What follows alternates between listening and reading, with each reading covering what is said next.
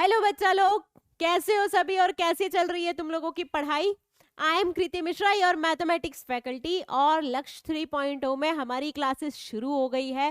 First lecture था हमारा basics का रिवीजन। बेसिक्स में हम लोगों ने सबसे पहले सोचा कि यार ट्रिग्नोमेट्री की आइडेंटिटी रिवाइज कर लेते हैं कि यार जो जो आइडेंटिटी याद होनी चाहिए उतनी हमको याद है भी या नहीं। क्रॉस चेक किया, जो नहीं याद थी वो याद, आई होप कि आप लोगों ने कर ली होगी। नहीं की है तो अभी भी टाइम है, प्रॉपर 12th स्टार्ट होने से पहले याद कर लो। आज की क्लास में हम बेसिक्स के रिवीजन में आएंगे ट्रिग्नोमेट्रिक इक्वेशंस पर। ट्रिग्नोमेट्रिक इक्वेशंस, ऐसा लगता है मैम ट्रिग्नोमेट्री चैप्टर ही तो है। मैम देखो 11th में तो एनसीईआरटी में एक ही चैप्टर है ट्रिग्नोमेट्रिक रेशियोज के नाम से। बेटा ध्यान से देखो तो ट्रिग्नोमेट्रिक इक्वेशन अपने आप में एक बहुत बड़ा वाला पार्ट है, क्योंकि इक्वेशन सॉल्व करना आना चाहिए। और ट्रिग्नोमेट्री का जब उसमें कंसेप्ट ऐड हो जाता है तो उसमें फिर तुमको सॉल्यूशन लिखना भी बहुत जरूरी है। ऐसा क्यों जरूरी है उसका रीजन भी मैं तुमको बताने वाली हूँ। तो आज की क्लास में हम लोग क्या क्या कवर करने वाले हैं एक बार देख लेते हैं। आज की क्लास में सबसे पहले हम देखेंगे कि प्रिंसिपल सॉल्यूशंस क्या होते हैं, जनरल सॉल्यूशंस क्या होते हैं, ठीक है। 0 और 90 डिग्री पर ट्रिग्नोमेट्रिक रेशियोज की वैल्यू क्या होती है। वैसे आई होप आप लोगों को ये पता होगी, 0 और 90 डिग्री पर ट्रिग्नोमेट्रिक रेशियोज की वैल्यू पता होनी चाहिए, ठीक है। और 090 के साथ 180 डिग्री की भी बात हो रही है, 270 डिग्री की भी बात हो रही है, ठीक है। Trigonometric equation with their general solution, और फिर टाइप्स ऑफ ट्रिग्नोमेट्रिक इक्वेशन, यानी किस टाइप की इक्वेशन आए तो उसको कैसे सॉल्व किया जाए। बेसिकली अलग अलग इक्वेशन में अलग अलग दिमाग लगता है ना। और आप बोलोगे मैम हमको कैसे पता है इस इक्वेशन में ऐसे ही, तो हमने थोड़ा सा कैटेगराइज कर दिया आपको अलग अलग पार्ट देके कि इस तरीके से देखो, ऐसा क्वेश्चन आए तो इसको इस तरीके से सॉल्व करना, ऐसा क्वेश्चन आए तो इसको इस तरीके से सॉल्व करना, ताकि आपको धीरे धीरे प्रैक्टिस होके माइंड उस तरीके से काम करने लग जाए कि अच्छा ये तो उस पैटर्न का क्वेश्चन दिख रहा है तो इसमें तो ऑब्वियसली यही मेथड लगने वाला है। आई बात समझ? तो चलो ट्रिग्नोमेट्रिक इक्वेशंस की नीड क्यों होती है वो देखते हैं। जैसे जब मैं आपसे पूछती हूं कि बेटा साइन थीटा का वैल्यू 1/2 है तो थीटा का वैल्यू क्या होगा, है ना। या टेन थीटा का वैल्यू 1 है तो थीटा का वैल्यू क्या होगा, तो एक बहुत कॉमन सा आंसर होता है मैम साइन थीटा का वैल्यू 1/2 हमको पता है 30 डिग्री पे होता है, या टेन थीटा का वैल्यू 1 हमको पता है 45 डिग्री पे होता है। लेकिन कल ही की क्लास में इनफैक्ट जब हम ट्रिग्नोमेट्रिक रेशियोज और आइडेंटिटीज पढ़ते तभी हमने ये बात सीखी कि एक्चुअली में थीटा कोई एक्यूट एंगल हो ऐसा जरूरी तो है नहीं। इनफैक्ट हमने वो सर्कल ऐसा रिपीट करते गए थे, रिडक्शन फॉर्मूला पढ़ा था कि मैम ये तो रिपीटेशन होता है, वैल्यूज तो बार बार आती रहती है, वैल्यूज तो बार बार आती रहती है। इसका मतलब साइन थीटा की वैल्यू 1/2 बहुत बार आती है। ग्राफ पे भी देखो तो बहुत बार आएगी थीटा की वैल्यू 1/2, साइन थीटा की वैल्यू 1/2, वाई की वैल्यू 1/2। बेसिकली ग्राफ में वाई की वैल्यू 1/2 बहुत बार आती है, बहुत सारे एक्स पर आती है, ठीक है। इसी तरीके से टेन थीटा की वैल्यू 1 भी बहुत बार आती है। तो अगर आपको साइन थीटा इक्वल्स टू 1/2 दिया जाए तो थीटा की वैल्यू लिखने का कोई जनरल तरीका है क्या जिसमें सारी वैल्यूज कवर हो जाए। अब जनरल तरीका का मतलब क्या होता है, जनरल तरीके का मतलब होता है सारे इवन नंबर्स को 2n लिख देना, जहां पे n एक नेचुरल नंबर है। तुमको पता है n की वैल्यू डालते जाओगे इवन नंबर्स मिलते जाएंगे। या फिर सारे ऑड नंबर्स को 2n - 1 लिख देना, जहां पे n एक नेचुरल नंबर है। n की वैल्यू डालते जाओ तुमको सारे ऑड नंबर्स मिलते जाएंगे। ये होता है चीजों को जनरलाइज करना। अब मुझे सारे ऑड नंबर्स इंडिविजुअली लिखने की जरूरत नहीं है, मैं सिर्फ लिख दूंगी 2n - 1 where n is a natural number, और तुम समझ जाओगे कि मैम ऑड नंबर्स की बात कर रही है। मुझे दुनिया का हर ऑड नंबर लिखने की जरूरत नहीं पड़ेगी। बस वही चीज है, क्योंकि ऐसे ही इनफाइनाइट ऐसे एंगल्स है जिसपे साइन थीटा की वैल्यू 1/2 होती है, तो क्या मुझे हर वैल्यू लिखना पड़ेगा? नहीं। हम कोशिश करेंगे कि हम कोई जनरलाइज फॉर्म तक पहुंच जाए, हम कोई जनरलाइज फॉर्म तक पहुंच जाए। अब उस फॉर्म तक पहुंचने का तरीका क्या है, देखो ट्रिग्नोमेट्रिक इक्वेशंस आएगा तो रेशियोज एंड आइडेंटिटीज से ही। तो देखो कैसे आता है, जैसे मान लो साइन थीटा की वैल्यू, मैं 1/2 से ही एग्जांपल दूंगी। साइन थीटा की वैल्यू 1/2 है, ठीक है। तो मेरा ऐसा कहना है कि क्या 0 से π/2 में कोई ऐसा एंगल है जिसमें साइन की वैल्यू 1/2 आती है? अगर हाँ तो ठीक है, अगर नहीं, मान लो यही वैल्यू नेगेटिव होती तो -π/2 से 0 में देखते, है ना। -π/2 से 0 में देखते। अभी मैं वो धीरे धीरे बताऊंगी, एक एक चीज का एक्सप्लेनेशन दूंगी। तुमने बोला मैम 0 से π/2 में मुझे पता है साइन की वैल्यू 1/2 आती है 30 डिग्री पे, यानी π/6 पे, ठीक है। तो जब भी तुमको दिया जाए साइन थीटा बराबर साइन अल्फा, जहां पे अल्फा है -π/2 से π/2 के बीच में, -π/2 से π/2 के बीच में, इसी बीच में एंगल होगा कोई सा, मैंने बताया था पॉजिटिव है तो 0 से π/2, नेगेटिव है तो -π/2 से 0, है ना। तो उसको सॉल्व कैसे करना है, जनरल फॉर्म कैसे निकालना है, तो मैं बोल रही हूं एक काम करो, ये अल्फा को इधर ले आओ, तो ये हो जाएगा sine theta minus sine alpha, और sign C minus sine D का फॉर्मूला लगाना सबको याद है, बिल्कुल याद होना चाहिए मैम, ये होता है 2 cos c plus D upon 2 into sign c minus D upon 2, ठीक है। अब देखो, हमेशा कोई भी इक्वेशन को सबसे इजी तरीका सॉल्व करने का क्या है बताओ, अगर सारी चीजें फैक्टराइज हो जाए तो, क्योंकि चीजों का मल्टीपल अगर 0 है तो तुम बोल सकते हो कि यार इतनी चीजों का मल्टीपल 0 है, यार इनमें से कोई ना कोई 0 हो रहा होगा, इनमें से कोई ना कोई 0 हो रहा होगा, सीधी सी बात है। इसका मतलब या तो cos theta plus alpha by 2 0 हो रहा होगा, या फिर sine theta minus alpha by 2 0 हो रहा होगा। यहां तक समझ में आ गया, यहां तक समझ में आ गया। अब cos theta plus alpha by 2 0 कब होता है, तो उसके लिए देखना पड़ेगा cos थीटा 0 कब होता है भाई, cos 0 कब होता है, तो हमारे पास एंगल्स है मैम, cos 0 होता है π/2 पे, 3π/2 पे, 5π/2 पे, 7π/2 पे, cos theta equals to 0 at theta equals to 9π/2 पे। क्या किसी बच्चे को पैटर्न दिखा, कोई पैटर्न दिखा, बिल्कुल बिल्कुल, अरे ऑड मल्टीपल्स ऑफ π/2 है, अगर मैं π/2 को हटा दूं तो ये लिखा हुआ है 13579, 13579, अगला नंबर तुम खुद ही बोल दोगे मैम 11π/2, अगला नंबर 13π/2, इसका मतलब मैं ये बोल सकती हूँ कि cos थीटा अगर 0 है, इसका मतलब थीटा का वैल्यू 2n माइनस 1 π/2 होना चाहिए, n natural number, n integer चलेगा। मैम n इंटीजर क्यों चलेगा, क्योंकि बेटा नेगेटिव एंगल्स भी अलाउड होते हैं, cos माइनस π/2 भी 0 होता है, cos माइनस 3π/2 भी 0 होता है, cos माइनस 5π/2 भी 0 होता है। आई बात समझ, यहाँ वाली ये वाली बात समझ में आ गई, ये वाली बात समझ में आ गई। अब इसी तरीके से मुझे ये देखना है साइन थीटा 0 कब होता है, तो साइन थीटा 0 होता है जब थीटा बराबर या तो पाई हो, या खुद 0 हो, या 2π हो, या 3π हो, या 4π हो, और ऐसे नेगेटिव में भी या तो -π हो, या -2π हो, या -3π हो, यानी कि कोई भी इंटीग्रल मल्टीपल ऑफ पाई हो। भाई पाई में कोई इंटीजर का मल्टीप्लाई हो रहा है, 1 का, 2 का, -1 का, -2 का, -3 का, 0 का, किसी का मल्टीप्लाई हो रहा है, तो क्या मैं बोल सकती हूँ साइन थीटा अगर 0 हो रहा है तो थीटा हमेशा इंटीग्रल मल्टीपल ऑफ पाई रहेगा, इंटीग्रल मल्टीपल ऑफ पाई रहेगा। आई बात समझ, आ गई बात समझ। तो इसका मतलब कि cos थीटा 0 है तो theta plus alpha by 2 2n minus 1 π/2 होना चाहिए, ठीक है। और साइन थीटा अगर 0 है तो theta minus alpha by 2 n π होना चाहिए, n π होना चाहिए। अभी ध्यान से देखो, अभी पूरा सॉल्यूशन नहीं आया है, एक एक स्टेप करके आएगा, एक एक स्टेप, ओके। यहां से कंटिन्यू करते हैं, यहां से कंटिन्यू करते हैं। अब ये 2 से 2 कैंसिल हो गया, तो मेरे पास आ गया theta plus alpha is equals to 2n minus 1 pi, यानी theta is equals to 2n minus 1 pi minus alpha, ठीक है। और ये सेकेंड वाली इक्वेशन से आ गया theta minus alpha is equals to 2n pi, यानी theta is equals to 2n pi, m लिख दो, दूसरा इंटीजर है ये, 2m पाई प्लस अल्फा। अब मुझे इन दोनों आंसर्स को भी कंबाइन करना है, मुझे एक सिंगल आंसर चाहिए साइन थीटा बराबर साइन अल्फा का, मुझे साइन थीटा बराबर साइन π/6 का एक सिंगल जनरल आंसर चाहिए जिसमें मैं n की वैल्यू डालूं और मुझे अलग अलग एंगल मिलते जाए, n की वैल्यू डालते जाना है, अलग अलग एंगल चाहिए मुझे, ठीक है। तो मैं ऑब्जर्व करूंगी, देखो बहुत सिंपल सी चीज है, यहां पे 2m एक इवन इंटीजर है ना, और यहां पे ऑड इंटीजर है, 2n माइनस 1 एक ऑड नंबर होता है, 2n एक इवन नंबर होता है, यानी पाई के मल्टीप्लाई में तो इवन और ऑड सारे नंबर आ जा रहे, है ना, सारे इवन इंटीजर भी और सारे ऑड इंटीजर भी।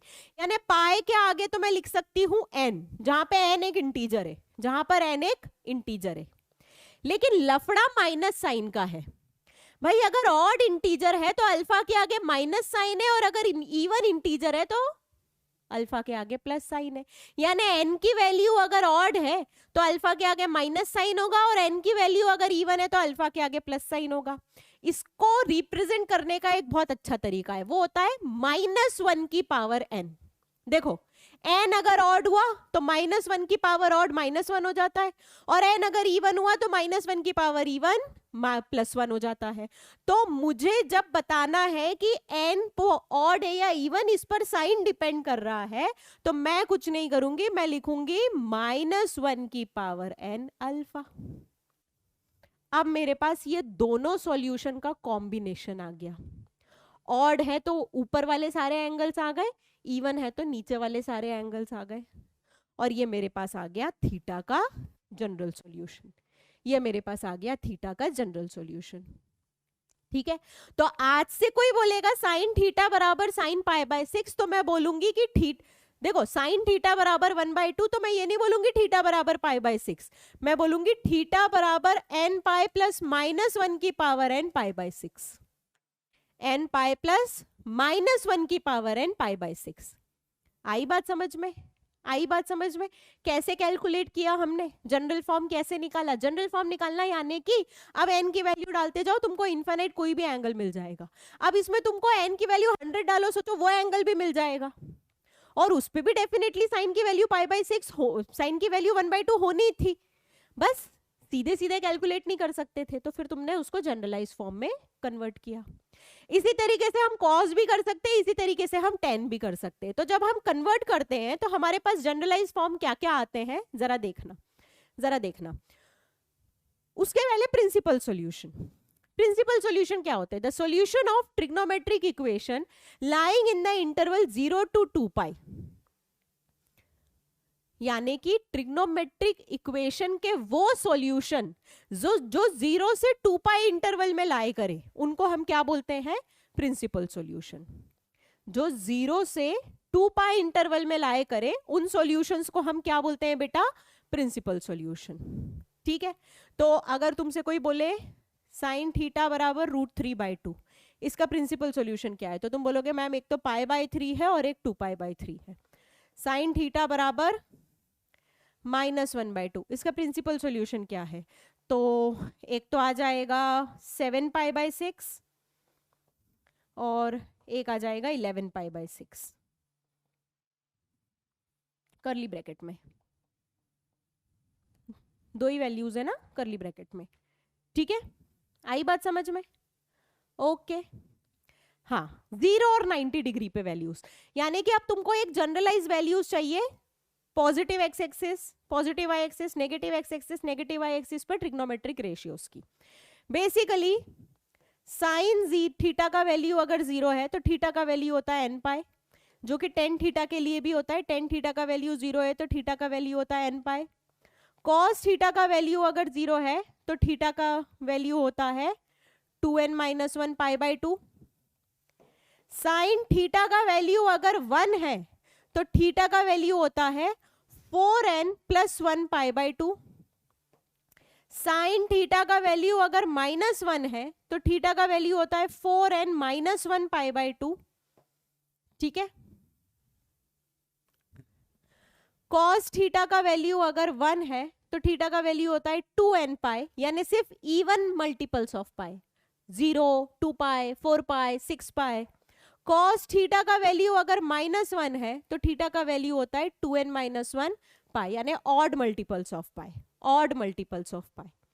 ठीक है, tan 90 नॉट डिफाइन होता है, cot 90 0 होता है, sec 90 नॉट डिफाइन होता है, cosec 90 1 होता है। उस हिसाब से बाकी सब देखो, cot, cosec और sec तो sin cos और tan के हिसाब से कन्वर्ट हो जाएंगे, sin cos और tan के हिसाब से कन्वर्ट हो जाएंगे। आ गई बात समझ में? ठीक है, अच्छा एक इंपॉर्टेंट चीज, tan 90 इंफिनिटी होता है, लेकिन tan अगर कोई पूछे 3π/2 तो तुमको -∞ आंसर करना है ना।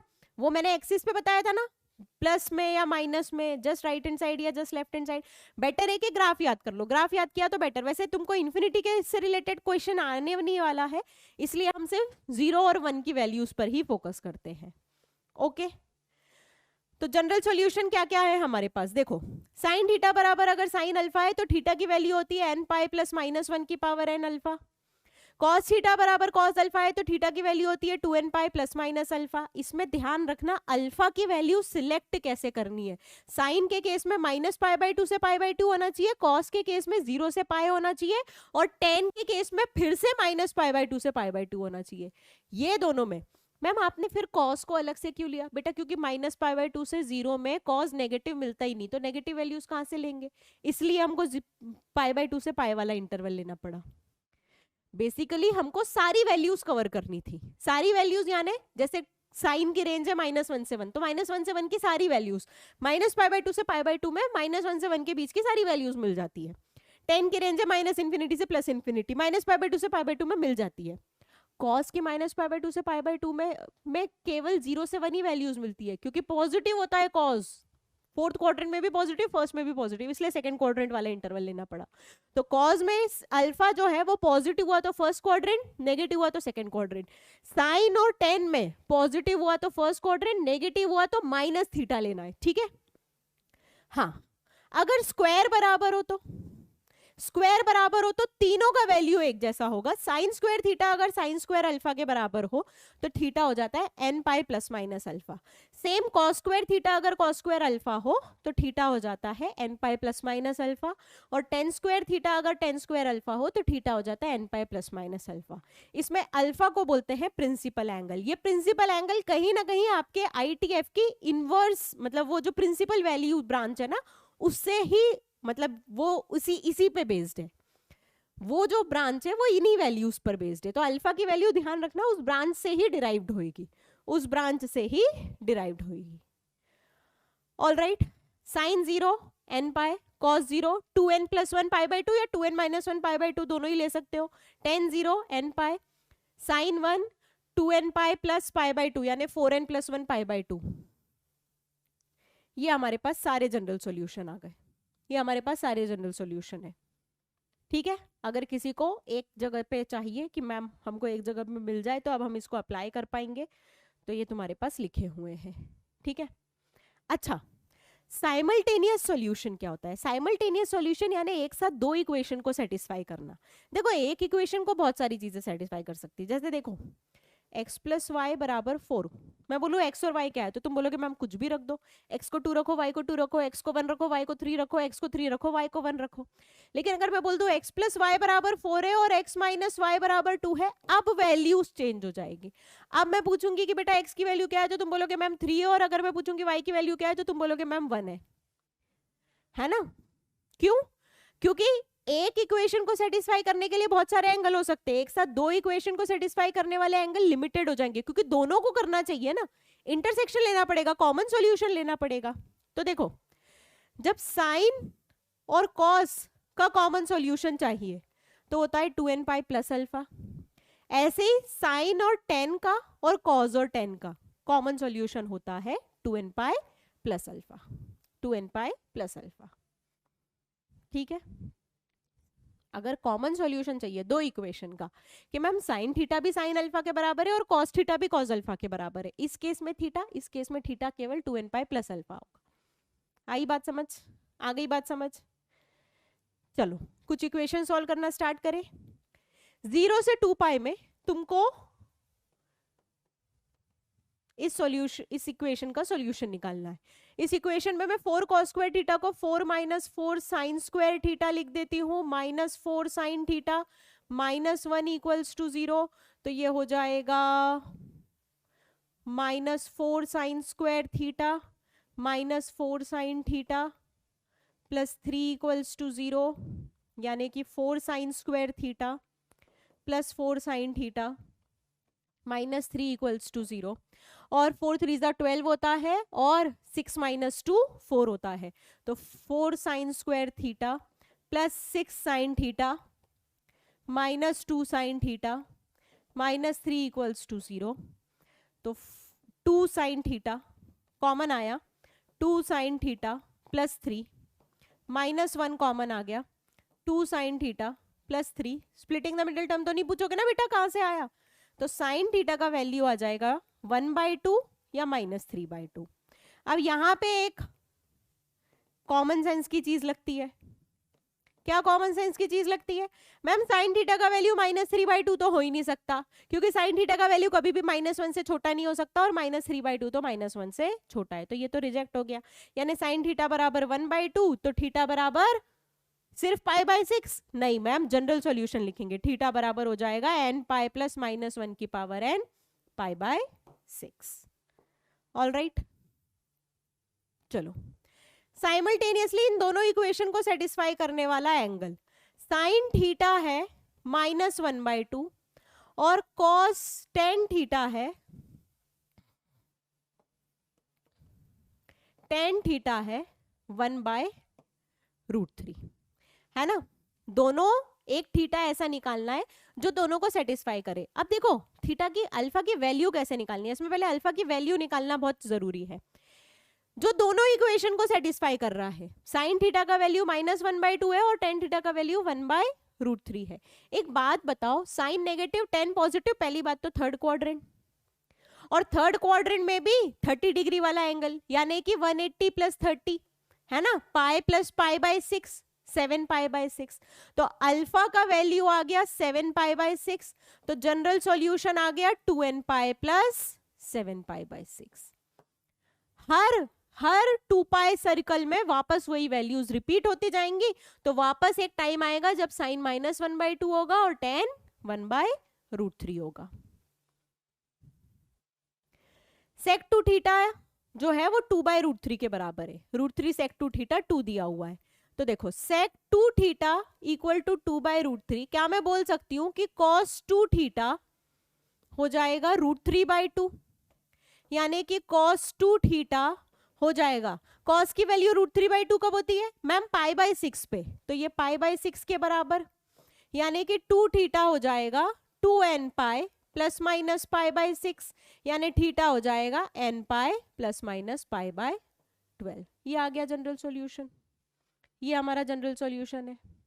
ऑल राइट, चलो tan 3 theta is equals to -1, tan theta की वैल्यू -1 है, तो पहले तो तुम बोलोगे मैम tan 3 थीटा हो जाएगा tan ऑफ -π/4, -π/2 से +π/2 में tan नेगेटिव कब होता है, पहली बात तो -π मतलब नेगेटिव एंगल पे, और 1 वैल्यू कब आती है π/4 पे, तो tan ऑफ -π/4 -1 होता है।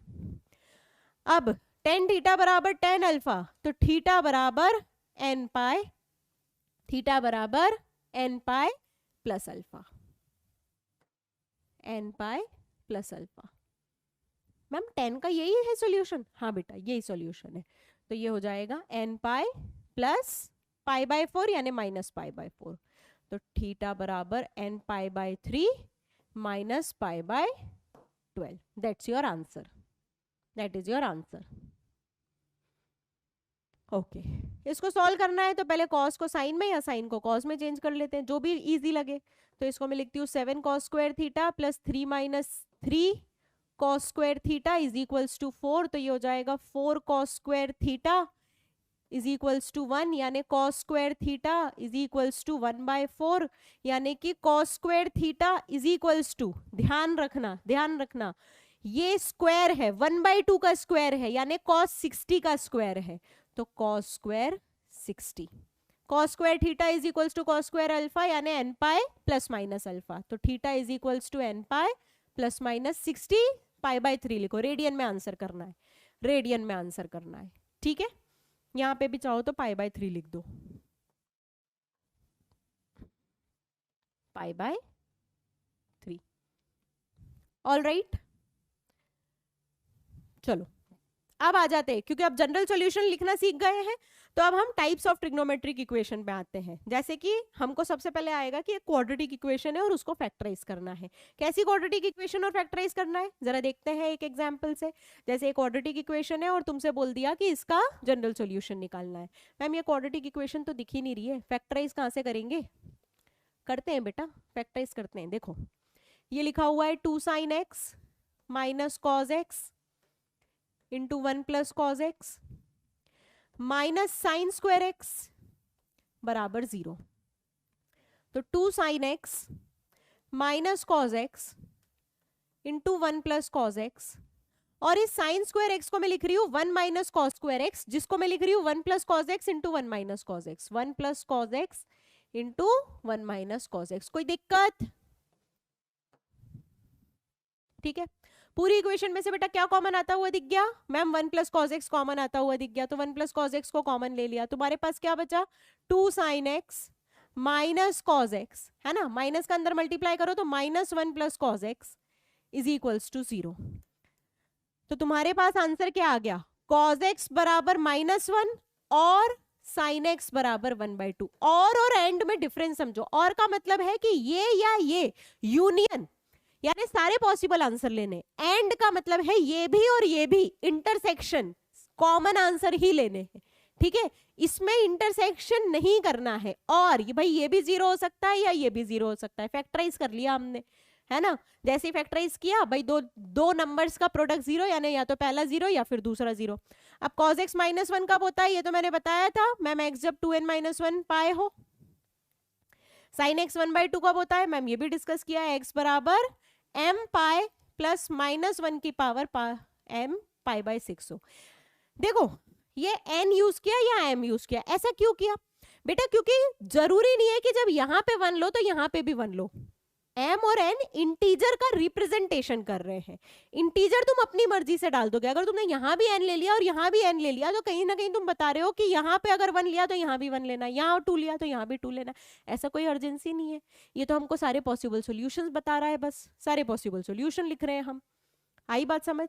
ठीक है, अब तुमको वैसे भी 0 से लेके 2 पाई में ही सॉल्यूशन लिखने, तो 0 से लेके 2 पाई में cos x -1 केवल एक ही एंगल पे होता है, x बराबर पाई पे, और 0 से लेके 2 पाई में sin x 1/2 केवल 2 ही एंगल पे होता है, एक पाई/6 और एक 5 पाई/6 पे। तो ओवरऑल वैसे भी तुम्हारे 3 ही सॉल्यूशन है, ओवरऑल वैसे भी 3 ही सॉल्यूशन है। ठीक है, पर जनरल सॉल्यूशन भी लिख के बता दिया। ऑल राइट, चलो इसका जनरल सॉल्यूशन फाइंड करना है। 1 माइनस कॉज एक्स, कॉट को कॉस साइन में चेंज किया तो cos x upon sine x is equals to cos x upon sine x minus cos x. LCM लिया तो मेरे पास आ गया sine x minus cos square x upon sine x is equals to cos x minus cos x sine x upon sine x. बेटा ये दोनों cancel किया, मैंने जानबूझ के यहाँ पे ऐसा लिखा है क्योंकि ये दोनों कैंसिल किया, लेकिन साइड में लिख दिया कि अब साइन एक्स कभी भी 0 नहीं हो सकता, उसको 0 होना अलाउड नहीं है। क्यों 0 होना अलाउड नहीं है? क्योंकि डिनोमिनेटर में है वो चीज, और डिनोमिनेटर कभी 0 नहीं हो सकता, अल्टीमेट रूल है मैथ्स का। तो अब मुझे बस न्यूमरेटर पे फोकस करना है, अब मुझे केवल न्यूमरेटर पे फोकस करना है। यहाँ तक बात समझ में आ गई? यहाँ तक कोई भी डाउट तो नहीं है? ठीक है, ऑल राइट। अब देखो ये लिखा हुआ है साइन एक्स, ये कॉस एक्स को मैं इधर ले आई तो ये लिखा हुआ है माइनस कॉस एक्स, और ये लिखा हुआ है कॉस स्क्वायर एक्स, ये कॉस एक्स को इधर ले गई, minus cos x sine x.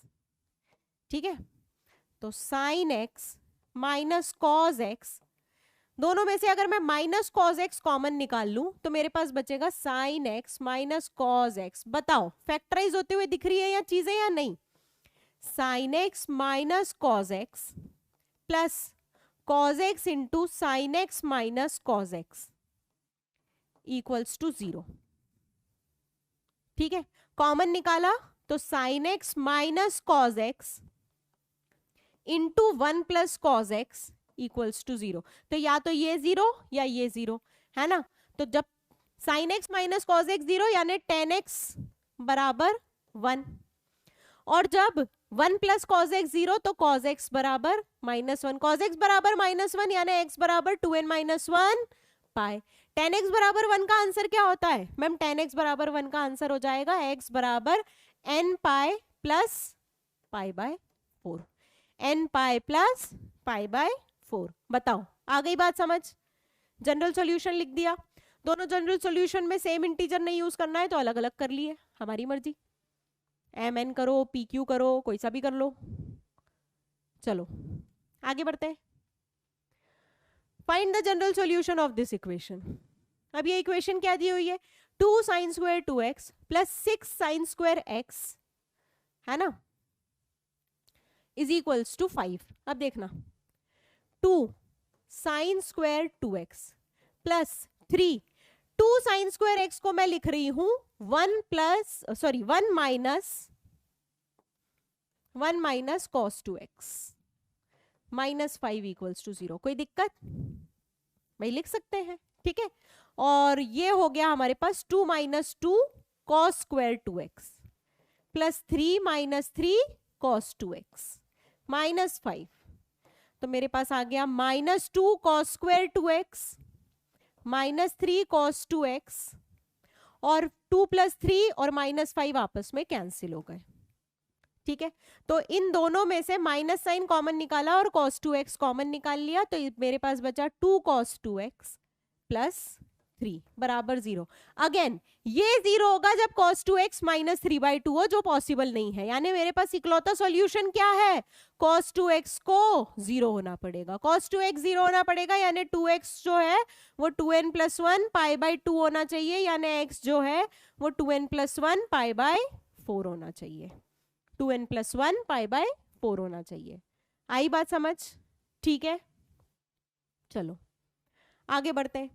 The most general value of theta satisfying both the equation. सबसे पहले एक ऐसा एंगल ढूंढो जिसमें कॉस थीटा का वैल्यू नेगेटिव है, साइन टेन थीटा का वैल्यू पॉजिटिव है, तो क्वाड्रेंट हो गया थर्ड, और कॉस का वैल्यू 1/√2 है, टेन का वैल्यू 1 है, तो एंगल हो गया π/4, यानी 180 प्लस 45, है ना, पाई प्लस π/4, पाई प्लस π/4 कितना हो गया 5π/4, तो अल्फा का वैल्यू आ गया 5π/4।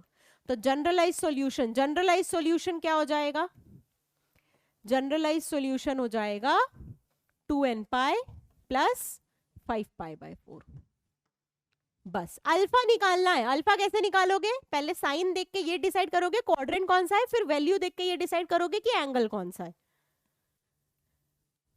ओके ये वाले क्वेश्चन को सॉल्व करने के लिए जब भी ऐसा कुछ पैटर्न आए, देखो x square x y y square a square a b b square, तो कुछ नहीं करना है, बी स्क्वायर का डिवाइड दे देना है। यानी इस इक्वेशन में हम क्या करें, हम कॉस स्क्वायर का डिवाइड दे देंगे, तो ये बन जाएगा 3 tan square x minus 10x minus 4 equals to 0। तो ये हो गया 3 tan square x minus 4 tan x plus 3 tan x minus 4 equals to 0। इन दोनों में से मैंने अगर 10x कॉमन लिया तो मेरे पास आ जाएगा 3 tan x माइनस 4, और इसमें से 1 कॉमन लिया तो आ गया 3 tan x माइनस 4। तो 10x का वैल्यू या तो -1 होना चाहिए या फिर 10x का वैल्यू 4/3 होना चाहिए, ठीक है। ये एंगल मुझे पता है -π/4, ये एंगल मुझे नहीं पता है तो मैं बोल दूंगी tan इनवर्स 4/3, tan इनवर्स 4/3, है ना। जो भी एंगल नहीं पता इनवर्स में आंसर कर दो। तो यहां से x का वैल्यू क्या होगा, यहां से x का वैल्यू हो जाएगा n पाई प्लस माइनस π/4, और यहां से x का वैल्यू क्या हो जाएगा m pi plus tan inverse 4/3। ठीक है, तुमको अभी नहीं पता tan इनवर्स 4/3 कैसे लिखते हैं, कोई बात नहीं, इनवर्स पढ़ेंगे, पूरा बहुत डिटेल में पढ़ेंगे। All right, okay. 0 से 2 पाई के बीच में इसके नंबर ऑफ सॉल्यूशन निकालना है। नंबर ऑफ सॉल्यूशन तुम काउंट करना, अभी मैं सिर्फ सॉल्व करना बता दे रही हूँ। 16 की power sine square x plus 16 cos square को लिख दिया 1 minus sine square x is equals to 10। तो अगर 16 की पावर साइन स्क्वायर एक्स यहां लिखा हुआ है, तो यहां लिखा हुआ है 16/16 की power sine square x is equals to 10।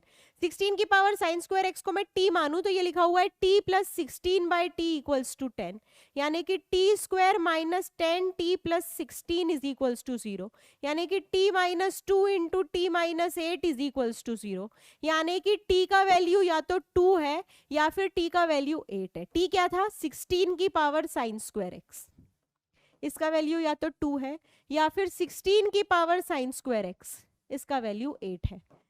यहाँ पे देखो 2 की पावर 4 साइन स्क्वायर एक्स का वैल्यू 2 है, 2 की पावर 4 साइन स्क्वायर एक्स का वैल्यू 2 की पावर 3 है। तो यहां से साइन स्क्वायर एक्स का वैल्यू आ गया 1/4 और यहां से साइन स्क्वायर एक्स का वैल्यू आ गया 3/4। तो यहां से साइन स्क्वायर एक्स का वैल्यू आ गया साइन स्क्वायर π/6 और यहां से साइन स्क्वायर एक्स का वैल्यू आ गया साइन स्क्वायर π/3। अब बात यह है कि हमको सिर्फ 0 से 2π में ही आंसर चाहिए। तो बेसिकली तुमको ये देखना है कि साइन की वैल्यू +1/2, -1/2, +√3/2 और -√3/2 कहाँ कहाँ हो रही है। तो फर्स्ट क्वाड्रेंट में 2 बार, सेकंड क्वाड्रेंट में 2 बार, थर्ड क्वाड्रेंट में 2 बार, फोर्थ क्वाड्रेंट में 2 बार, टोटल 8 बार, टोटल 8 बार। और ऐसा क्वेश्चन इतनी बार रिपीटेड हुआ है प्रीवियस ईयर पेपर में, देख लेना एक बार, मतलब पिछले 3-4 साल के पेपर देखना तो तुम देखोगे हर किसी ना किसी सेट में तुमको इस टाइप का क्वेश्चन दिख जाएगा। नंबर्स यहाँ पे चेंज होते जाएंगे, पैटर्न सेम रहेगा, ऊपर साइन स्क्वायर कॉस स्क्वायर, ऊपर साइन स्क्वायर कॉस स्क्वायर, ठीक है। हाँ, नेक्स्ट आते हैं। नेक्स्ट में तुमको कभी भी a sin theta plus b cos theta is equals to c इस फॉर्म का इक्वेशन दिखेगी, है ना। a cos theta plus b sin theta equals to c। इसको सॉल्व करने का एक फिक्स तरीका है, √a² प्लस b स्क्वायर से डिवाइड कर दो। √a² प्लस b स्क्वायर से डिवाइड किया, √a² प्लस b स्क्वायर से डिवाइड किया, √a² प्लस b स्क्वायर से डिवाइड किया। मैम ऐसा क्यों किया, मैं बताती हूँ। अगर एक ट्रायंगल है जिसका मान लो परपेंडिकुलर a है और बेस b है, तो इसका हाइपोटेनियस क्या हो जाएगा, a² प्लस b स्क्वायर। तो अगर मान लो ये एंगल फाई है तो a upon √a² plus b square sine phi हो जाएगा, और b upon √a² plus b square cos phi हो जाएगा।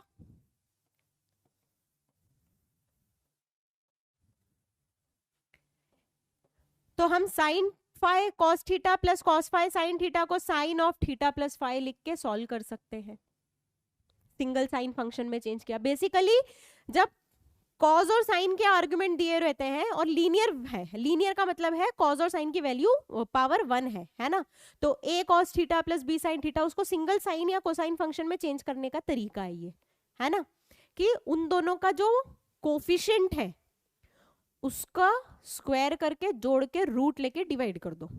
तो √a² प्लस b स्क्वायर का डिवाइड कर दिया, √a² प्लस b स्क्वायर का डिवाइड कर दिया, तो एक cos फाई बनता है, एक sin फाई बनता है। तुम चाहो तुम बोल दो मैम हमारे लिए ये एंगल फाई है तो ये cos फाई बनेगा, ये sin फाई बनेगा, चलेगा। डिपेंड करता है तुम उसको साइन में कन्वर्ट करना चाह रहे हो या cos में कन्वर्ट करना चाह रहे हो, जो कन्वीनियंट हो, जो कन्वीनियंट हो चल जाएगा। आई बात समझ, आई बात समझ। जैसे ये सिंगल साइन में हो गया, मान लो यहाँ पे जो भी वैल्यू है, अब जनरलाइज सॉल्यूशन लिख दो, अब जनरलाइज सॉल्यूशन लिख दो। तो देखो कैसे होता है ये, sine x plus cos x is equals to √2। Argument क्या है दोनों का, 1। आर्ग्यूमेंट यानी कि कोफिशिएंट क्या है, 1। तो हम क्या करेंगे, √1² प्लस 1² का डिवाइड करेंगे, तो होगा 1/√2 sine x plus 1/√2 cos x is equals to √2/√2। इसको हम बोलेंगे साइन π/4। कभी कभी एंगल सीधे सीधे दिख जाते हैं, या cos π/4, इसको हम बोलेंगे cos π/4, इसको हम बोलेंगे साइन π/4, ठीक है। तो sine A cos B plus cos A sine B, ये हो जाएगा sine of x plus π/4 is equals to 1। x plus π/4 हो जाएगा 4n प्लस 1 π/2, तो x हो जाएगा 4n plus 1 π/2 minus π/4। That's your answer, that is your answer, ठीक है। नेक्स्ट क्वेश्चन ट्राई करोगे, √√3 का स्क्वायर प्लस 1 का स्क्वायर, यानी कि √4 से डिवाइड करना है, यानी 2 से डिवाइड करना है। 2 से पूरी इक्वेशन को डिवाइड करो, आंसर आएगा, सीधे सीधे आंसर आएगा। ओके चलो, इसमें √2 से डिवाइड करना है भाई, साइन एक्स कॉस एक्स का कोफिशिएंट 1 है तो √1 प्लस 1 √2 होता है, तो ये हो जाएगा 1/√2 sine x plus 1/√2 cos x is equals to 3/2√2। तो ये हो जाएगा sine 45 sine x plus cos 45 cos x is equals to 3/2√2। तो ये हो जाएगा cos of x minus 45 is equals to 3/2√2। और यहाँ पे आके गड़बड़ हो गई। क्यों गड़बड़ हो गई? क्योंकि 3/2√2 तो 1 से बड़ा है बेटा। 2√2 क्या होता है? 2√2 2 पॉइंट समथिंग ही होता है, 2 पॉइंट समथिंग होता है ना। तो 3 से डिवाइड करेंगे तो ये चीज 1 से बड़ी है, कॉस कभी 1 से बड़ा नहीं हो सकता। तो इस पर्टिकुलर क्वेश्चन का आंसर है नो सॉल्यूशन। क्या आंसर है? No solution. कभी भी पूरे ट्रिग्नोमेट्री के टाइम, पूरे ट्रिग्नोमेट्रिक इक्वेशन के टाइम या थ्रू आउट जब तुम फंक्शन रिलेशन भी पढ़ोगे तो किसी भी फंक्शन की रेंज दिमाग से मत भूल निकालने देना। रेंज दिमाग में पूरी वैसी की वैसी बसी हुई होनी चाहिए कि हाँ ये चीज अगर -1 से 1 होगी तो -1 से 1 ही होगी, ये 1 से बड़ी हो ही नहीं सकती। आधे क्वेश्चंस तो वैसे ही सॉल्व हो जाएंगे। ओके ये वाले क्वेश्चन में क्या करें मैम? √4² + 3² से डिवाइड कर दो, यानी √25 से डिवाइड कर दो, यानी √5 से डिवाइड कर दो। तो 4/5 cos x plus 3/5 sin x is equals to 5/5 1। अब इस 4/5 को मैंने बोल दिया साइन थीटा या फाई, तो मेरे पास आ गया sine x cos phi plus cos x sin phi. तो sine of x plus theta is equals to 1। तो एक ट्रायंगल देखो जिसमें 4 परपेंडिकुलर है, 5 हाइपोटेनियस है और 3 बेस है ना। इस ट्रायंगल में कोई ना कोई एंगल बन रहा होगा, है ना। उस एंगल को अगर मैं tan के हिसाब से बोलूं तो वो एंगल होगा tan इनवर्स 4/3। तुम चाहो तो इस एंगल को लिख सकते हो tan इनवर्स 4/3। थीटा को क्या लिख सकते हो? tan inverse 4/3। तो sine of x plus theta हो जाएगा, सॉरी, तो x प्लस थीटा हो जाएगा 4n + 1 π/2, यानी कि x हो जाएगा 4n + 1 π/2 माइनस थीटा, वेर बताना पड़ेगा थीटा बराबर tan इनवर्स 4/3। थीटा जो है वो tan इनवर्स 4/3 है। तो लोग समझ जाएंगे कि फिर साइन थीटा 4/5 है और कॉस थीटा 3/5 है। All right, okay. अब ट्रांसफॉर्मिंग ट्रिग्नोमेट्री सम कोई प्रोडक्ट में कैसे बदलते हैं कल हमने सीख लिया था। Sine C plus sine D क्या होता है? 2 sin c + d/2 into cos C minus d/2। ऐसे ही sine C minus sine D होता है 2 cos c + d/2 into sine C minus d/2, है ना। बस वही फॉर्मूला लगा के अगर हम इक्वेशंस को सॉल्व कर पाए तो, और साफ साफ दिखेगा कैसे सॉल्व करना है। जैसे यहाँ पे देखो sine C plus sine D 2 sin c + d/2 into sine into cos c minus d/2, 2 sin c + d/2 into cos c minus d/2। एक साइड ले आओ, 2 से 2 तो कैंसिल कर सकते हैं, एक साइड लाने पे sin 3x कॉमन आ जाएगा, तुम्हारे पास बचा cos 2x minus cos x बराबर 0। तो sin 3x cos 2x को मैं लिख सकती हूँ 2 cos² x minus 1 minus cos x। मैं पहले माइनस cos x लिखने वाली थी, -1 minus cos x is equals to 0। ठीक है, तो अब तुम इसको भी सॉल्व करोगे और इसको भी सॉल्व करोगे। साइन 3x बराबर 0 सोचने की बात ही नहीं है। 3x बराबर n पाई, x बराबर n π/3। इसको सॉल्व करना है तो तुम बोलोगे 2 cos² x minus 2 cos x plus cos x minus 1 बराबर 0। 2 cos x कॉमन लिया तो आ गया cos x minus 1 plus 1 common लिया तो आ गया cos x minus 1 equals to 0। तो cos x का वैल्यू आ गया, cos x का वैल्यू आ गया -1/2 और cos x का वैल्यू आ गया 1। अब cos x का वैल्यू 1 आता है 2m पाई पर, ठीक है, और cos x का वैल्यू -1/2 कब आता है? तो तुम बोलोगे मैम cos x का वैल्यू -1/2 2 π/3 पर आता है, वो तो अल्फा की वैल्यू हो गई। जनरल सॉल्यूशन क्या हो जाएगा? 2p pi plus minus 2 π/3। ठीक है, अब तुमको तो ऑप्शन में एक ही जनरल सॉल्यूशन दिया, ऐसा क्यों? इसका मतलब है कहीं ना कहीं ये सारे सॉल्यूशन कंबाइन हो रहे हैं। कैसे कंबाइन हो रहे हैं मैं बताती हूँ। इसमें देखो n को 0 रखा तो आएगा 0, n को 1 रखा तो आएगा पाई बाई 3, 2 रखा तो 2 पाई बाई 3, 3 रखा तो 3 पाई बाई 3, 4 रखा तो 4 पाई बाई 3, 5 रखा तो 5 पाई बाई 3, 6 रखा तो 2 पाई, 7 रखा तो 7 पाई बाई 3, 8 रखा तो 8 पाई बाई 3। अभी इतनी वैल्यू लिख रही हूं मैं। इसमें देखो p को अगर 0 रखा तो आएगा 2 पाई बाई 3। अभी माइनस वाले मत लो, पॉजिटिव वाले, इसमें भी मैंने माइनस वाले नहीं लिए, माइनस वाले भी वैसे ही आ जाएंगे, अगर 2 पाई बाई 3 आ रहा है तो माइनस 2 पाई बाई 3 भी आएगा ही, है ना। 1 रखा तो आएगा एक तो 3 2 जा 6 प्लस 2 8 पाई बाई 3, और एक आएगा 3 2 जा 6 माइनस 2 4 पाई बाई 3, है ना। इसमें देखो x m को अगर 0 रखा तो आएगा 0, 1 रखा तो आएगा 2 पाई, 2 रखा तो आएगा 4 पाई एंड सो ऑन। मेरे को एक बात बताओ, ऐसा नहीं लग रहा है कि इसमें 0 भी आ रहा है, पाई भी आ रहा है, 2 पाई भी आ रहा है, तो आगे 3 पाई भी आएगा, 4 पाई भी आएगा, 5 पाई भी आएगा, यानी इसके सारे सॉल्यूशन इसके अंदर आ जा रहे हैं। इसी तरीके से इसके भी सारे सॉल्यूशन इसके अंदर आ जा रहे हैं।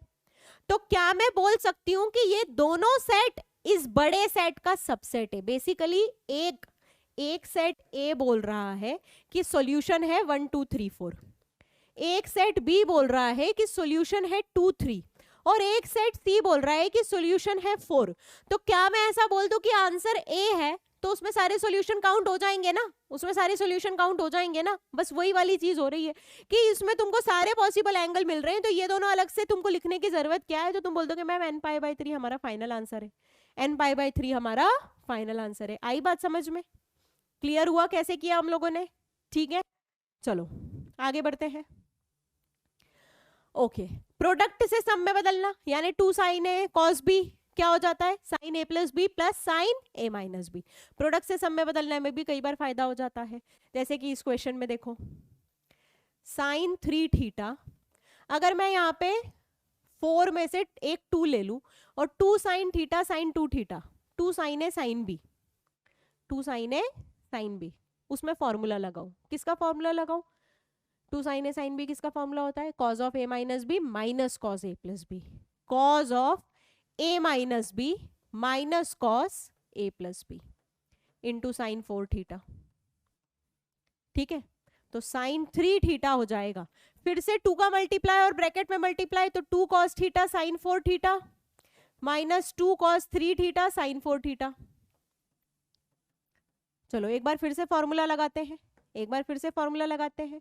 2 sine A cos B, sine of A plus B plus sine of A minus B, 2 sine A cos B, sine of A plus B plus sine of A minus B.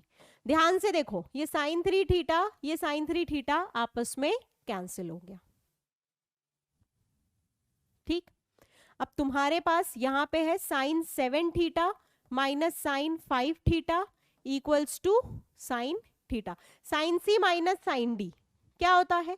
2 cos C plus D by 2 into sine C minus D by 2 minus sine theta equals to 0। Sine theta common लिया तो मेरे पास आ गया 2 cos 6 theta minus 1 equals to 0। तो या तो sine theta 0 हो जाए या फिर कॉस 6 थीटा जो है वो 1/2 हो जाए। ठीक है, तो साइन थीटा 0 से पाई में दो ही वैल्यू पे होता है, या तो 0 पे या पाई पे।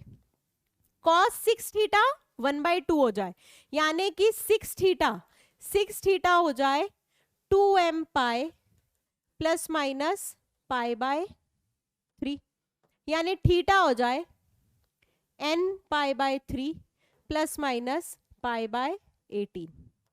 अब n की वैल्यू रखते जाओ, अलग अलग वैल्यू मिलती जाएंगी।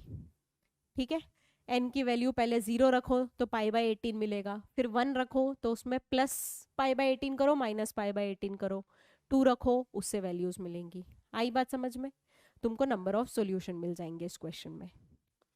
ऑल राइट, ठीक है, चलो ऑल राइट। तो नेक्स्ट क्वेश्चन देखते हैं हमारा। नेक्स्ट क्वेश्चन क्या है? Find the number of solution of the equation 10 5 pi cos alpha is equals to cot 5 pi sin alpha. देखो 10 और cot बराबर है, कब होते हैं बराबर? मैम tan थीटा होता है cot 90 minus theta. tan theta क्या होता है? cot 90 minus theta. तो क्या मैं इसको बोल दूं कि 10 5 पाई cos अल्फा ये हो जाएगा 10 पाई by 2 minus 5 pi sin alpha. cot की जगह 10 90 माइनस थीटा लिख दिया, cot की जगह 10 90 माइनस थीटा लिख दिया। आ गई बात समझ में? तो मेरे पास दोनों जगह से अगर मैं 10 को हटा दूं तो मेरे पास आ जाएगा 5 pi cos alpha plus 5 pi sin alpha is equals to pi by 2। यानी कि 5 पाई का पूरी इक्वेशन में डिवाइड दे दो, cos alpha plus sin alpha is equals to 1 by 10। cos alpha plus sin alpha is equals to 1 by 10। आई बात समझ? ठीक है, अब तुमको अल्फा की वैल्यू निकालनी है, अल्फा की वैल्यू निकालनी है किसमें? 0 से लेके 2 पाई में। अब देखो क्या होता है ना कि हमारी जनरली आदत क्या है कि हम 10 से 10 को बोल देते हैं कि मैम हटा दो, सिंगल वैल्यू मिल जाती है, उससे क्या होता है? सिंगल वैल्यू मिल जाती है। लेकिन अगर 10 से 10 कैंसिल कर रहे हो तो जनरल फॉर्मूला लिखना पड़ेगा, tan थीटा बराबर tan अल्फा है तो थीटा बराबर n पाई प्लस अल्फा होता है। तो यहाँ पे मुझे लिखना पड़ेगा कि 5 पाई cos अल्फा जो है वो है n pi plus pi by 2 minus 5 pi sin alpha, है ना? tan थीटा बराबर tan अल्फा यानी थीटा बराबर n पाई प्लस अल्फा। तो क्या मैं बोल सकती हूँ कि 5 pi cos alpha plus 5 pi sin alpha is equals to n pi plus pi by 2। अब पूरी इक्वेशन में पाई का डिवाइड करो तो 5 cos alpha plus 5 sin alpha is equals to n plus 1 by 2। 5 का डिवाइड कर दो तो cos alpha plus sin alpha equals to n by 5 plus 1 by 10।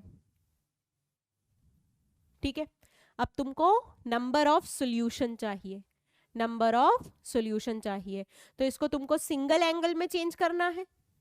Single angle में चेंज करने के लिए तुम बोलोगे मैम एक काम करो √2 का डिवाइड दे दो, √2 का डिवाइड दे दो।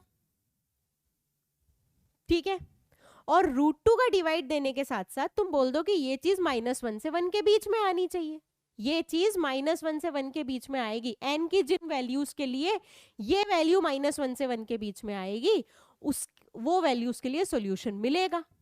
ठीक है, तो n बाय 5 प्लस 1 बाय 10 जो है वो अगर √2 से छोटा है और -√2 से बड़ा है तो तुमको सॉल्यूशन मिल जाएगा, तुमको सॉल्यूशन मिल जाएगा। आई बात समझ में? इससे n की वैल्यूज कैलकुलेट कर लो। ऑल राइट, ठीक है, चलो नेक्स्ट टाइप में क्या होता है? साइन प्लस कॉस दिख रहा होता है और साइन इंटू कॉस दिख रहा होता है। अब जैसे ही साइन प्लस कॉस और साइन इंटू कॉस एक साथ दिखे हमेशा दिमाग जाना चाहिए sign x plus cos x का होल स्क्वायर जो कि होता है 1 plus 2 sine x cos x, यानी कि सम को आप स्क्वायर करके प्रोडक्ट में बदल सकते हो। Sign x plus cos x को स्क्वायर करके प्रोडक्ट में बदला जा सकता है। तो जब भी ऐसे क्वेश्चन में दिख जाए तो हम उसको आसानी से सॉल्व कर सकते हैं। जैसे हमारे पास ये लिखा हुआ है साइन की पावर 4 2x प्लस कॉस की power 4 2x is equals to sine 2x plus cos 2x। तो अब इसमें मैं क्या करूंगी, सबसे पहले तो a की पावर 4 b की पावर 4 को मैं लिखूंगी a square plus b square का होल स्क्वायर -2ab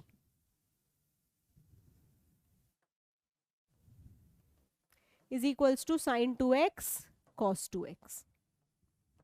इसके बाद मैं बोलूंगी ये तो लिखा हुआ है 1, तो ये लिखा हुआ है 1 minus sign 2x cos 2x को साइन 2x कॉस 2x को मैंने मान लिया t, तो ये लिखा हुआ है 1 minus 2t square is equals to t। तो 2t प्लस t माइनस 1 बराबर 0, यानी कि 2t plus 2t minus t minus 1 बराबर 0, यानी कि 2t into T plus 1 minus 1 into T plus 1 बराबर 0। तो t का वैल्यू एक तो 1/2 आ रहा है और एक -1 आ रहा है। अब t क्या था, सॉरी टी क्या था ma'am, sign 2x cos 2x। तो साइन 2x cos 2x का वैल्यू एक तो 1/2 आ रहा है और एक -1 आ रहा है, 2 का मल्टीप्लाई कर दो तो 2 sin 2x cos 2x क्या होता है ma'am, sin 4x। sin 4x का वैल्यू एक तो 1 आ रहा है और एक -2 आ रहा है, ये तो रिजेक्ट हो गया। जैसे ही साइन का वैल्यू -2 आया हमने रिजेक्ट किया, तो एक 1 वैल्यू आ रहा है। 1 वैल्यू आ रहा है तो हमने बोल दिया 4x का वैल्यू होना चाहिए 4n + 1 π/2, यानी कि x का वैल्यू होना चाहिए 4n + 1 π/8। 4n + 1 π/8। आ गई बात समझ, ठीक है। सिमिलरली इस केस में sin x + cos x दिया हुआ है और sin x × cos x दिया हुआ है, दोनों साइड बस स्क्वायर करने की जरूरत है ना। इसको राइट हैंड साइड ले जाओ तो sin x + cos x = -2√2 sin x × cos x minus Q, right hand side ले गए ना, स्क्वायर करो तो ये हो जाएगा 1 + 2 sin x cos x, और इसका स्क्वायर किया तो हो गया 8 sin square x cos square x cos square x। ठीक है, तो ये लिखा हुआ है sin 2x और ये लिखा हुआ है 2 sin square 2x। तो sin 2x को अगर t मान लो तो 2t² - t - 1। ऑलमोस्ट पिछला क्वेश्चन ही हो गया ये, बस यहाँ पे +t था पिछले क्वेश्चन में, अब -t है। सॉल्व उसी तरीके से करो, sin 2x का वैल्यू आएगा, आंसर निकालो। Okay, tan theta + tan 2 theta + tan 3 theta अगर 0 है तो थीटा का वैल्यू निकालना है। तो देखो tan थीटा तो ठीक है, tan 2 थीटा भी ठीक है, क्या मैं tan 3 थीटा को tan थीटा + 2 थीटा लिख सकती हूँ, ताकि मैं फॉर्मूला लगा दूं tan a + tan b upon 1 - tan a tan b, और पूरी इक्वेशन के न्यूमरेटर में से tan theta + tan 2 theta common ले लिया, तो मेरे पास बचा 1 + 1/1 - tan थीटा tan 2 थीटा = 0। तो अब या तो ये 0 होगा या ये 0 होगा, तो यहाँ पे तुम्हारे पास क्या आ रहा है 1 - tan थीटा tan 2 थीटा + 1 = 0, यानी कि tan थीटा tan 2 थीटा = 2 है ना। इसको चाहो तो साइन कॉस में चेंज करके भी सॉल्व कर सकते हो, या फिर यहां से करोगे तो आएगा tan थीटा बराबर -tan 2 थीटा, यानी कि tan theta = tan of -2 theta. इसको भी सॉल्व कर सकते हो, कैसे कर सकते हो, इसको थीटा और इसको अल्फा मान के सॉल्व कर लो। अगर ये थीटा और ये अल्फा है तो थीटा हो जाएगा n पाई प्लस अल्फा, तो इससे 3 थीटा हो जाएगा n पाई, तो थीटा हो जाएगा n पाई/3, थीटा हो जाएगा n पाई/3। ऐसे ही उसको भी सॉल्व कर लो, इसी तरीके से उसको भी सॉल्व कर लो। आई बात समझ में, ठीक है। चलो नेक्स्ट, बाउंडेडनेस का यूज करना। बाउंडेडनेस मतलब वही जो हम लोग शुरू से लेक्चर में बोल रहे हैं, लेकिन यूज अभी पहली बार मतलब टाइप के फॉर्म में आया है कि sin x का वैल्यू -1 से 1 के बीच में ही होता है, cos x का वैल्यू -1 से 1 के बीच में ही होता है ना। तो उस बाउंडेडनेस का sec x का वैल्यू 2 से बड़ा ही होगा, उस बाउंडेडनेस का यूज करके हम बहुत सारे क्वेश्चन कर लेते हैं। जैसे कि जब भी तुमको ऐसा दिया जाए cos x + cos 2x + cos 3x 3 है, देखो बेटा इसकी ज्यादा से ज्यादा वैल्यू 1 है, इसकी ज्यादा से ज्यादा वैल्यू 1 है, इसकी ज्यादा से ज्यादा वैल्यू 1 है, यानी कि अगर तुमको 3 चाहिए तो तीनों को 1 होना पड़ेगा जब भी 3 मिलेगा। क्योंकि मान लो कि ये 1 से छोटा हुआ तो इन दोनों में से किसी एक को 1 से बड़ा होना पड़ेगा, जो कि पॉसिबल ही नहीं है। तो अगर सम 3 चाहिए तो तीनों को इंडिविजुअली 1 होना पड़ेगा, तीनों को इंडिविजुअली 1 होना पड़ेगा, यानी x को तुम्हारा होना पड़ेगा 2n पाई, 2x को भी होना पड़ेगा 2n पाई, और 3x को भी होना पड़ेगा 2p पाई। अब इसका कॉमन सॉल्यूशन निकालो, इसका कॉमन सॉल्यूशन निकालो, ठीक है। कॉमन यानी इंटरसेक्शन, जो तीनों में कॉमन हो। तो यहां से तुम्हारे पास x का वैल्यू आ रहा है 0, 2 पाई +-2 पाई +-4 पाई +-6 पाई एंड सो ऑन। यहां से x का वैल्यू आएगा 0 +-n pi +- pi +-2 pi +-3 pi and so on.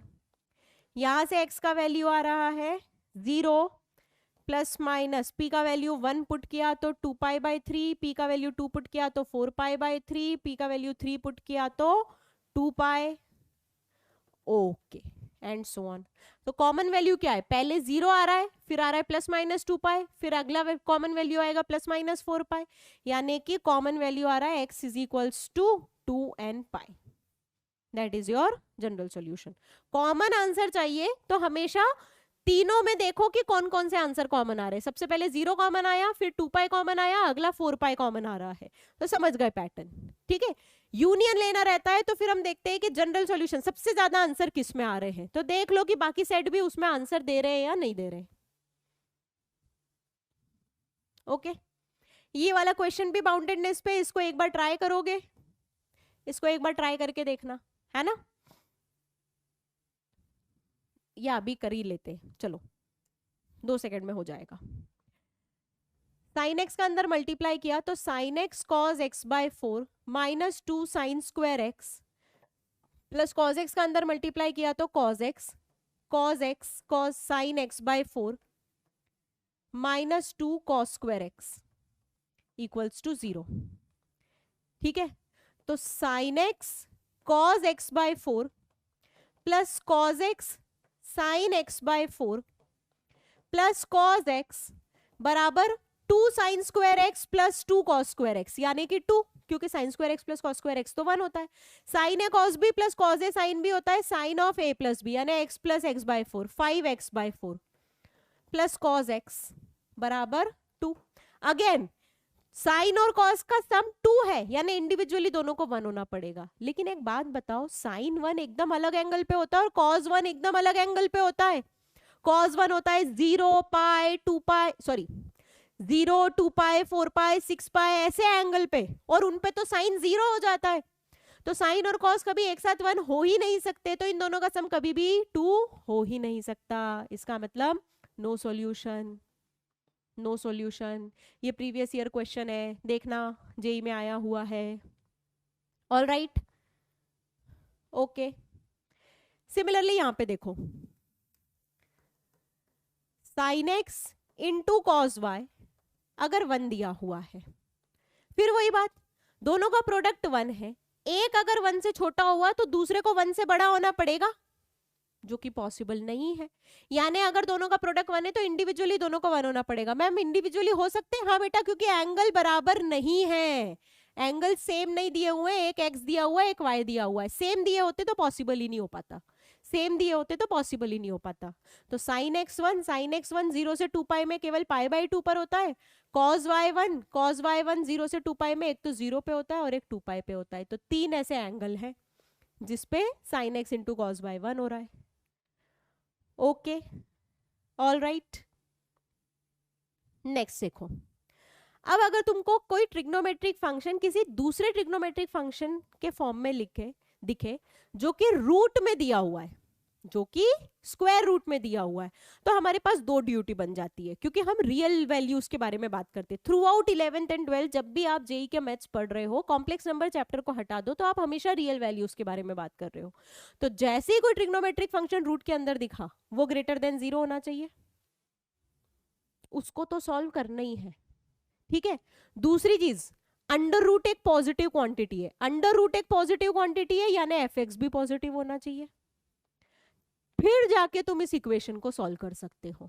यानी पहले इंश्योर करो कि रूट के अंदर वाली चीज पॉजिटिव है, रूट के बराबर वाली चीज पॉजिटिव है, फाइनली फिर तुम इक्वेशन को सॉल्व करो, फाइनली फिर तुम इक्वेशन को सॉल्व करो। ठीक है, तो जैसे यहाँ पे, तो यहाँ पे पहले तो 1 माइनस कॉज एक्स पॉजिटिव होना चाहिए, दिक्कत की बात नहीं है, 1 माइनस कॉज एक्स हमेशा पॉजिटिव होता है। कैसे पता मैम? बेटा इसलिए पता है क्योंकि कॉज एक्स हमेशा 1 से छोटा होता है, कॉज एक्स हमेशा 1 से छोटा होता है, तो यहाँ पे चिंता की बात ही नहीं है। हाँ, साइन एक्स हमेशा पॉजिटिव होना चाहिए, तो ये आंसर में ध्यान रखना कि साइन एक्स हमेशा पॉजिटिव होना चाहिए। तो अब मैं दोनों साइड का स्क्वायर कर देती हूँ, तो 1 माइनस कॉज एक्स हो जाएगा साइन स्क्वायर एक्स, जो होता है 1 minus cos x into 1 plus cos x. सीधे सॉल्व कर दिया, कोई दिक्कत तो नहीं। तो 1 plus cos x into 1 minus cos x -1 minus cos x equals to 0। 1 minus cos x common लिया तो मेरे पास आ गया 1 plus cos x -1 equals to 0। यानी या तो कॉज एक्स 0 होना चाहिए या फिर कॉज एक्स 1 के बराबर होना चाहिए। कॉज एक्स 0 होता है π/2 पर, 3π/2 पर भी होता है, लेकिन 3π/2 पर साइन नेगेटिव हो जाता है, वो नहीं चलेगा। तो इसके बाद आ गया 5π/2, इसके बाद आ गया 9π/2, 7π/2 रिजेक्ट हो गया, इसके बाद आ गया 13π/2 एंड सो ऑन। और cos x 1 होता है 2nπ पर, इसमें कोई दिक्कत नहीं है, इसमें कोई दिक्कत नहीं है। तो या तो x का वैल्यू होना चाहिए 2nπ या फिर x का वैल्यू होना चाहिए 4n+1 π/2, 4n+1 π/2। All right, okay, ठीक। ये लास्ट टॉपिक है, मतलब लास्ट टाइप है सॉल्व करने का, इनइक्वलिटी। बेसिकली तुमको बोल दिया जाए साइन एक्स 1/2 के बराबर नहीं है, साइन एक्स 1/2 से बड़ा है, उसके लिए साइन एक्स का ग्राफ लगता है ना। और ये फंक्शंस में बहुत काम आता है, इसलिए मैं बोल रही हूँ कि सारे जो 6 के 6 ट्रिग्नोमेट्रिक रेशियोज है उनके ग्राफ तुम बहुत अच्छे से याद कर लो, उनके ग्राफ बहुत अच्छे से याद हो जाने चाहिए। तो उसको सॉल्व करने का तरीका क्या है, मैं एग्जाम्पल के थ्रू ही बताऊंगी। जैसे तुमको बोल दिया साइन एक्स 1/2 से बड़ा है, तो हमेशा साइन एक्स जो है उसका ग्राफ ड्रॉ करो।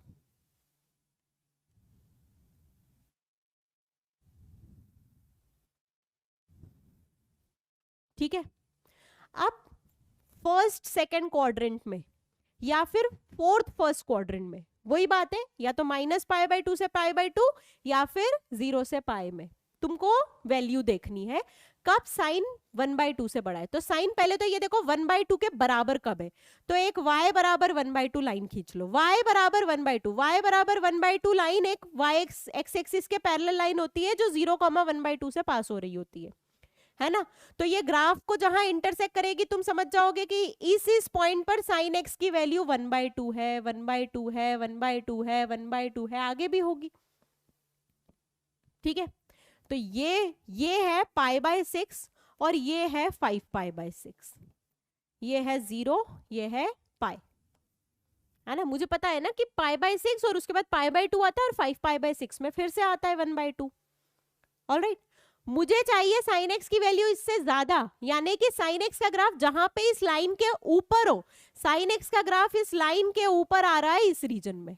पर क्या केवल इस रीजन में आ रहा है? नहीं मैम, ये तो इन्फिनिट तक ऐसे बहुत सारे इंटरवल होंगे। तो एक काम करो, ये वाला इंटरवल आंसर में करो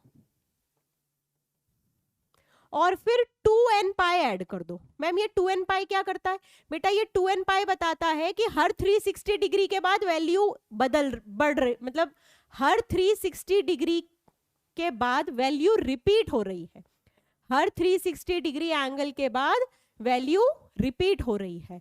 तो 2nπ ऐड किया, 2nπ का मतलब है 360, फिर 360 का मल्टीपल यानी 720, है ना, 2π का मल्टीपल से बेसिकली। तो हर 360 के बाद वैल्यू रिपीट होएगी, तो फिर ये हो गया 2π प्लस, फिर यहाँ पे आ जाएगा 4π प्लस, है ना। ऐसे ही n की वैल्यू अगर -1 रखोगे तो यहाँ पे आ जाएगा -2π प्लस, सारे आंसर मिल जाएंगे। 2nπ एंगल ऐड कर दो, 2nπ एंगल ऐड कर दो। पहले कंटिन्यूस वो रीजन ढूंढो जहां पे इक्वेशन सेटिस्फाई हो रही है, फिर आंसर में 2nπ एंगल ऐड कर दो। ठीक है, आई बात समझ में? ओके,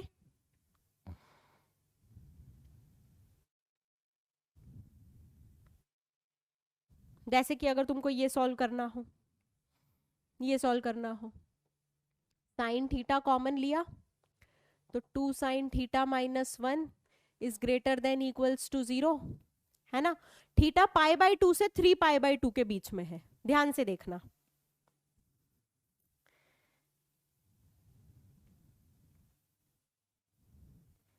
ये है π/2 और ये है 3π/2।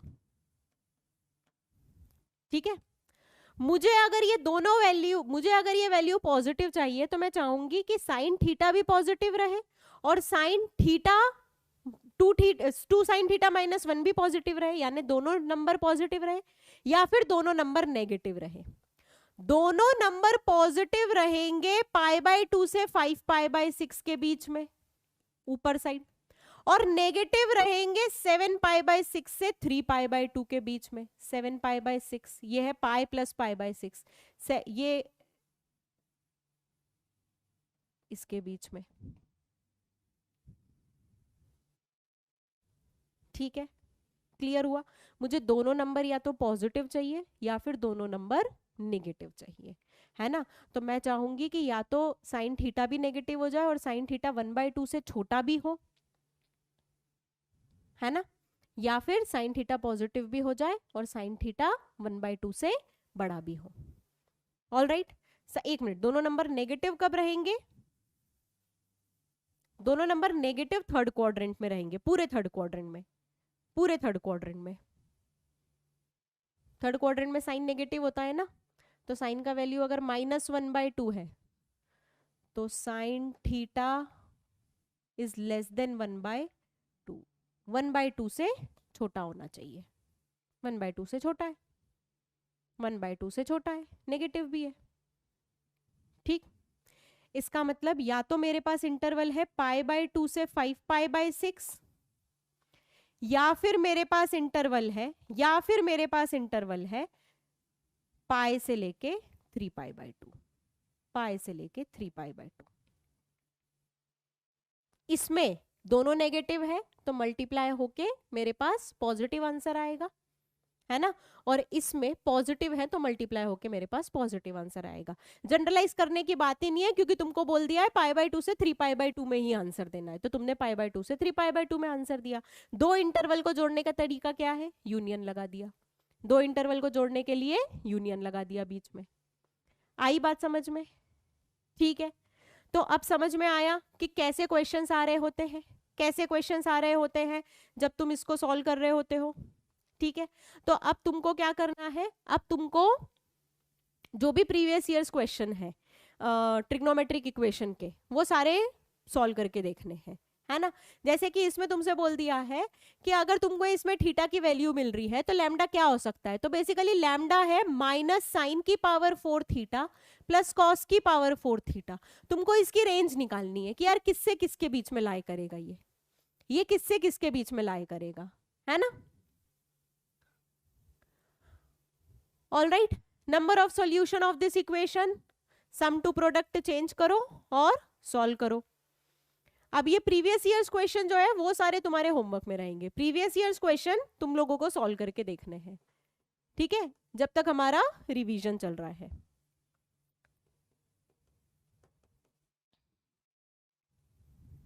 ऑल राइट, तो हमारा ये लेक्चर यहीं पे कंप्लीट हुआ। अभी बेसिक्स का रिवीजन शुरू हुआ है। अभी हम लोगों को बहुत सारी चीजें पढ़नी है, जैसे लॉग के बारे में पढ़ना है, इंटरवल निकालना सीखना है, बेसिकली इनइक्वलिटी जो है उसको सॉल्व करना सीखना है, और मॉड्यूलस। ये तीन चीज बेसिक्स में बहुत इंपॉर्टेंट होती है ट्रिग्नोमेट्री के साथ। ट्रिग्नोमेट्री कंप्लीट हो गई है, फॉर्मूले मेक श्योर कि सारे याद हो चुके हो तुमको।